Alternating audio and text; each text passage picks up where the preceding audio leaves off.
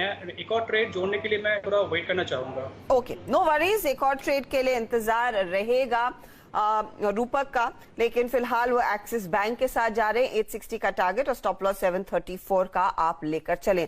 तो ये नए ट्रेड्स हमारे जानकारों ने दिए। मार्केट की चाल पर हमारी नजरें रहेंगी।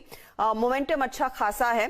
550 पॉइंट ऊपर निफ्टी बैंक अब इस समय ट्रेड करता हुआ और 17,500 की तरफ एक बार फिर अटेम्प्ट कर रहा है निफ्टी उन लेवल्स को पार करने के लिए। लेकिन इस बीच देखिए कई डेवलपमेंट्स हुई हैं पिछले 1.5 महीने में, 1 महीने में खास तौर से। रशिया और यूक्रेन के बीच जो युद्ध चल रहा है, भले वहां पर थोड़ी सी पॉजिटिव खबरें आ रही हूं कि जो कल बातचीत हुई उससे कुछ आराम मिलेगा, जंग खत्म हो सकती है, लेकिन एक जंग छिड़ी है कमोडिटी मार्केट्स में अक्रॉस द बोर्ड। चाहे वो कच्चा तेल हो, मेटल्स हो, सब आसमान छू रहे हैं। इन कमोडिटी प्राइस हाइक्स का इंपैक्ट इंफ्रास्ट्रक्चर सेक्टर पर पड़ता है। इसी पर बात करने के लिए अब मेरे साथ जुड़ रहे हैं एल&टी के whole time director and senior executive vice president D K. Sen. Sen साहब दरअसल इनके स्पेशल प्रोजेक्ट्स या फिर इंफ्रा प्रोजेक्ट्स को भी क्लोजली मॉनिटर करते हैं। सेन साहब बहुत बहुत शुक्रिया सीएनबीसी आवाज के लिए समय निकालने के लिए। इंटरनेशनल मार्केट्स में दरअसल आपका काफी एक्सपोजर है, अलग अलग देशों में आप बड़े बड़े प्रोजेक्ट्स हाथ में लेते हैं। हाल ही में ये जो रशिया यूक्रेन की जंग छिड़ी है उसके चलते इन्फ्लेशन रिस्क की काफी बढ़त हो गई है। इसे आप कैसे मिटिगेट कर रहे हैं, इससे कैसे निपट रहे हैं और क्या इंपैक्ट आ रहा है फिर आपके ओवरऑल ऑपरेशंस पर?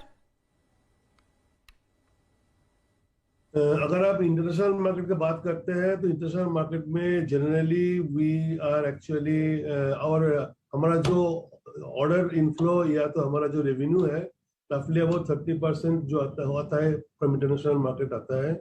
तो इंटरनेशनल मार्केट में एज ऑन टुडे हम लोगों का जो काम चल रहा है मोस्टली हाइड्रोकार्बन में काम चल रहा है और इलेक्ट्रिकल पीटीएनडी में काम चल रहा है। देयर आर दिस प्रोजेक्ट्स में जो है जो lot of things are supply related जो मैन्युफैक्चर होता है, तो उसके बारे में there are actually we are very cautiously check कर रहा है कैसे कैसे प्राइस का इंक्रीज हो रहा है, वैसे वैसे हम लोगों का प्रोग्रेस भी अकॉर्डिंगली हो रहा है। We are not going for mass scale buying, we are going as per the progress, as per the actually available fronts and drawings to do the work. तो इसके बारे में हम लोग थोड़ा मिटिगेट कर रहे हैं, थोड़ा एब्जॉर्ब कर रहे हैं, बट ये अगर बहुत ज्यादा चलेगा तो ऑब्वियसली इम्पैक्ट आएगा। अभी तक तो हम लोग कुछ भी हम लोगों का जो प्रोग्रेस है या तो हम लोग का जो हमारा फोरकास्ट है हम लोग कुछ कम नहीं किया। We are going as per the budget and the targets we have made. तो जो गाइडेंस आपने इंटरनेशनल प्रोजेक्ट्स को दी थी उस पर आप खरे उतरेंगे, उसमें अब तक कोई बदलाव नहीं आया है। लेकिन डोमेस्टिक फ्रंट पर ऑर्डर्स की विजिबिलिटी क्या है? इंफ्रास्ट्रक्चर स्पेंड सरकार का भी बढ़ रहा है, क्या विजिबिलिटी आप देख रहे हैं? पहले हम बताएंगे आपको about the visibility of the orders. अभी government of India has taken up this NIP national infrastructure pipeline of 111 lakh crore. तो उसका बारे में government is going really in a very aggressive way, and we are extremely happy the way orders been coming out, the high speed rails, and also there are various other infrastructure projects coming up. So there is no problem in getting the jobs as far as the increase of price is concerned. But उसके लिए दूसरा roadblock जो है land availability, engineering drawings availability, DPR availability, all these things are obviously hindrances. But otherwise हम लोग तो हमारा बारे में L&T के बारे में बोल सकते हैं, हम लोग बहुत खुश हैं कि ये साल में हम लोगों को out of the 7 packages declared for awarded for the high speed rail, उसमें हम लोग का 5 पैकेज मिल गया। Large amount has been secured by us. और अपार्ट फ्रॉम दैट हम लोग काफी अदर प्रोजेक्ट्स में water, power transmission, distribution and other areas we are able to get jobs. Hydrocarbon also हम लोग का ऑर्डर बुक अच्छा ही है, both in domestic and international. So we don't see much of impact on the order inflow. Sir लेकिन road sector, L&T has been a big player in the road sector. हाल ही में मैं ये चीज notice कर रही हूँ कि कई छोटी कंपनियों के हाथ कई ऑर्डर्स लगते हुए दिखाई दे रहे हैं। इसके पीछे क्या खास वजह है और रोड सेक्टर में L&T किस तरह की विजिबिलिटी देख रहा है आने वाले समय में? क्या आप बड़े ऑर्डर्स के लिए दावेदार साबित हो सकते हैं क्या?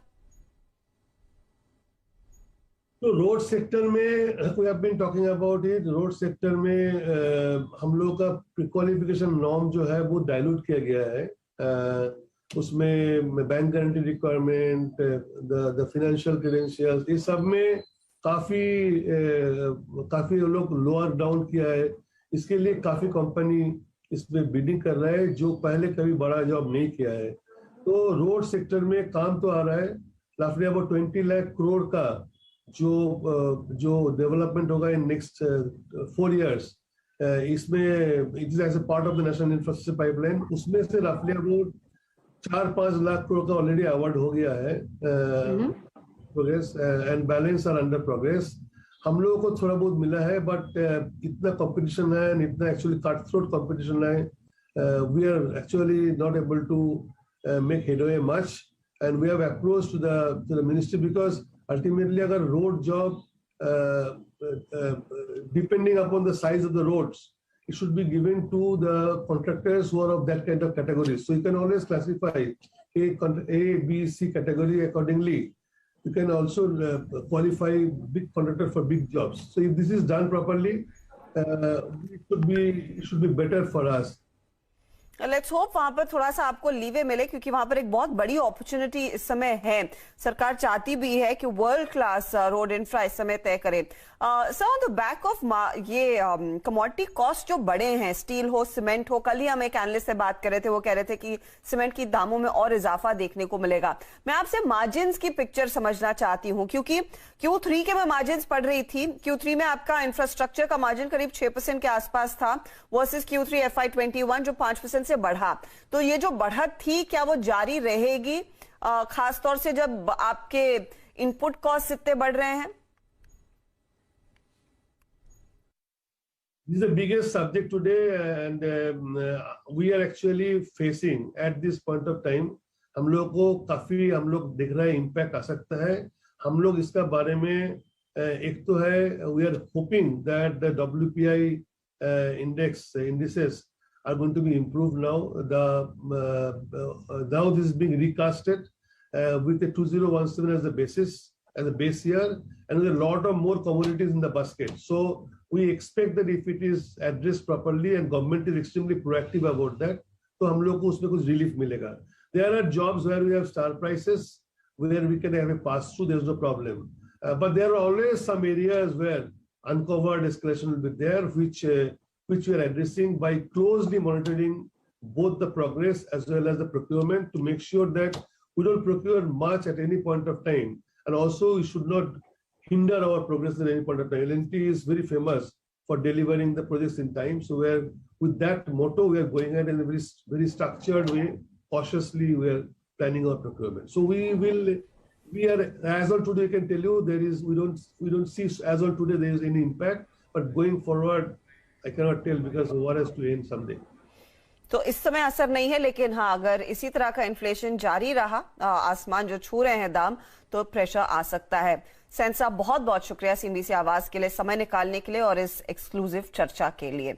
चलिए, इसी के साथ लेंगे एक छोटा सा ब्रेक। L&T रेडार पर रहेगा ही, टॉप परफॉर्मिंग ट्रेड्स में ये भी आज शामिल है। ब्रेक के बाद ऑफ कोर्स एक रिकैप लेकर आएंगे खिलाड़ी नंबर 1 का।